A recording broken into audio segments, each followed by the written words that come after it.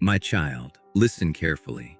You have spent so much time asking me to open the door that you may not have realized something has already changed. The door is open. But now there is something I need you to understand. What you do next matters. Because sometimes you pray for an open door, and when it finally appears, fear makes you stand outside of it. You wonder if it is really for you. You question whether you heard me correctly. You remember the doors that closed before, and suddenly you are afraid this one will close too. So you hesitate. You wait for another sign, another confirmation, another moment when you feel completely certain. My child, I know why you are afraid. I know what happened the last time you trusted something with your whole heart. I know how disappointed you were. You remember the hope you carried. You remember how excited you were, and then you watched it fall apart. So now, even when something good appears, part of you whispers, "Don't get your hopes up." I saw that. I saw you trying to protect your heart. I saw you smiling while quietly asking me, "Can I trust this?" And I want you to know something. You do not have to pretend that fear isn't there, but you also do not have to let fear make your decisions. Because this season is not asking you to become fearless. It is asking you to learn how to move forward while trusting me. There is a reason you have been feeling that something is changing. Not because every detail of your future has been revealed to you. Not because I am promising you that everything will suddenly become easy, but because you are standing at a moment where your response matters. You have prayed for the door. Now you must decide whether you will walk through it. And this is where many people stop. They ask me for an opportunity, but when opportunity requires courage, they retreat. They ask for direction, but when the path does not come with complete certainty, they refuse to take the first step. They ask for change, but when change requires leaving something familiar, they become afraid. My child, an open door does not always look the way you imagined. Sometimes it looks ordinary. Sometimes it looks uncomfortable. Sometimes it begins with one small decision that seems insignificant. A conversation, an application, an apology, a new discipline, a decision to stop returning to what keeps hurting you, a willingness to try again, a quiet yes that nobody else sees. You may have been waiting for a dramatic moment, but what if the beginning is much quieter than that? What if the next chapter begins with something simple? Listen carefully. You do not need to see the entire road before you take the first step. You only need enough light for the step in front of you. You have been asking me, "Where will this lead?" And I understand why. You want certainty. You want guarantees. You want to know that if you step forward, you will never experience disappointment again. But faith was never about knowing every detail before moving. Faith is learning to trust me with the details you cannot see. And there is something else you need to understand. The open door is not the whole blessing. What happens inside the open door matters too. Because you can walk into a new season while carrying the mindset of the old one. You can receive a new opportunity and still think you are unworthy of it. You can enter a healthier relationship while expecting betrayal. You can receive a new responsibility while constantly telling yourself you will fail. You can step into something new while still emotionally standing in the place where you were hurt. That is why I have been working on more than your circumstances. I have been working on you. Not because you are broken beyond repair, not because you are not enough, but because I do not want you to enter something new and then sabotage it with the fears created by what happened before. You have learned survival. Now, I want to teach you trust. You have learned how to expect disappointment. Now, I want to teach you how to hope again. You have learned how to hold everything tightly because you were afraid of losing it. Now, I want to teach you how to release control without losing your peace. Do you see the difference? The door may be open, but you are also being invited to become the person who can walk through it without constantly looking backward. Think about how many times you have stood at the edge of something new and talked yourself out of it. You called it wisdom.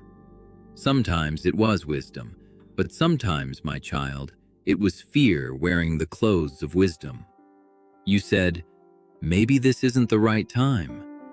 Maybe. But sometimes you were simply afraid of being disappointed again. You said, I need one more sign. Maybe you did. But sometimes you already knew the next right step and were hoping I would give you a different answer. So today, I want you to slow down, not to retreat, not to rush, to listen. Ask me for wisdom. Ask me for discernment. Ask me to close what should not be entered and strengthen you for what should. You do not need to force a door open. You do not need to manipulate circumstances. You do not need to chase what I am not asking you to chase. But when a genuine opportunity aligns with wisdom, peace, responsibility, and the direction you have been praying about, do not automatically reject it simply because it makes you uncomfortable. Sometimes growth feels unfamiliar. Sometimes obedience feels inconvenient. Sometimes the first step requires you to leave behind an identity you have outgrown. And that brings you to the deeper question. What are you willing to leave behind to walk through the door?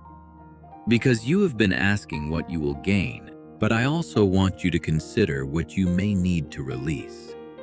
The resentment, the constant comparison, the need to have everyone's approval, the belief that one failure defines your future, the habit of waiting for someone else to give you permission to become who you are called to be, the fear that says, if I try again, I will only get hurt again.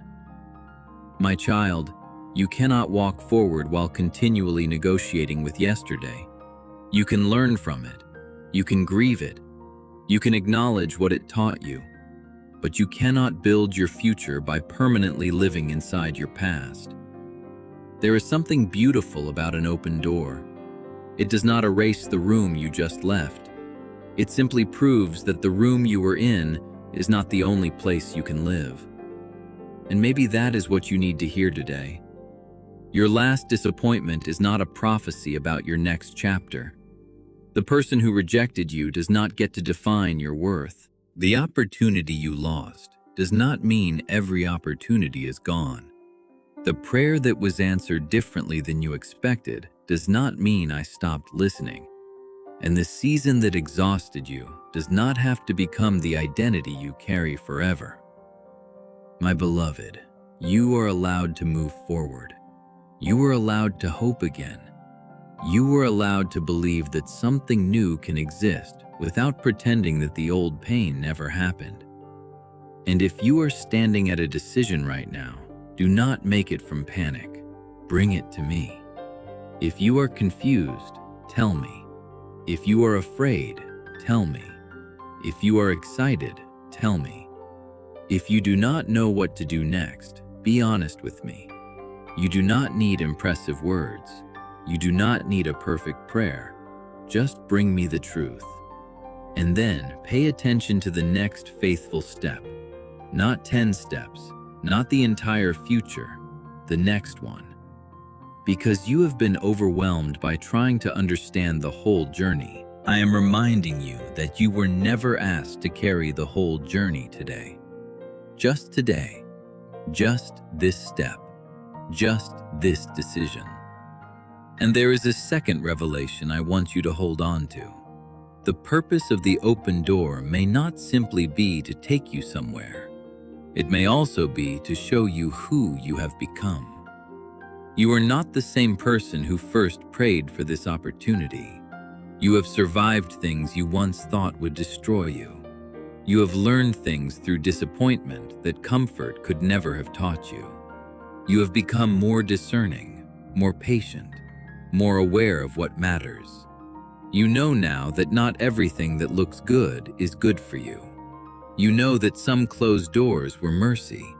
You know that some delays protected you from moving before you were ready. And because of that, You can approach this next season differently. Not desperately, not blindly, but wisely. You do not have to grab everything simply because it is available. An open door does not mean you stop using discernment. It means you stop allowing fear to make every decision for you. That distinction matters.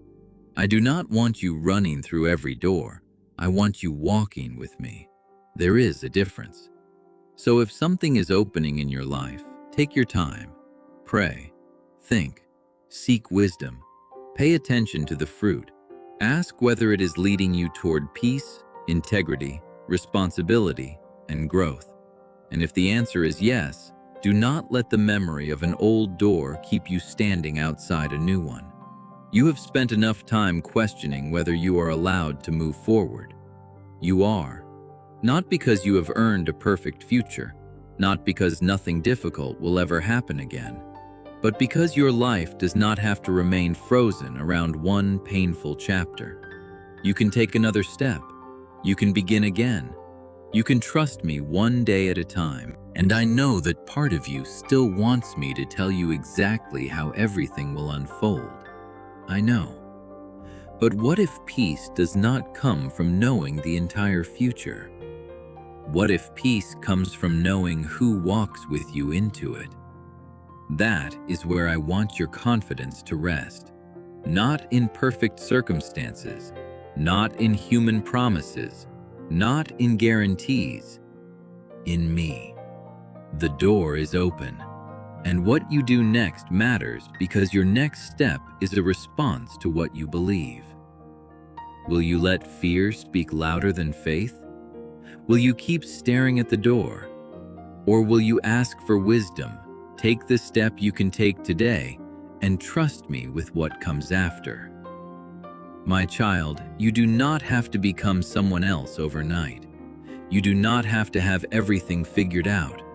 You simply need to stop believing that uncertainty means I am absent. I can be with you in the unknown. I can give you wisdom when you feel confused. I can give you courage when your hands are shaking. I can give you peace without giving you every answer. And I can remind you that the future is not asking you to recreate the past. So take a breath. Release the pressure to know everything. Release the need to control every outcome. And look at the door again. Maybe you are not standing there because you are forgotten. Maybe you are standing there because a decision is finally yours to make. You have prayed. You have waited. You have learned. Now walk carefully. Walk prayerfully. Walk honestly. And if you take a step and discover that you need to adjust, I will not abandon you because you did not move perfectly. You are learning. You are growing. You are walking. That matters. And if this message speaks to your heart, you can stay connected by subscribing.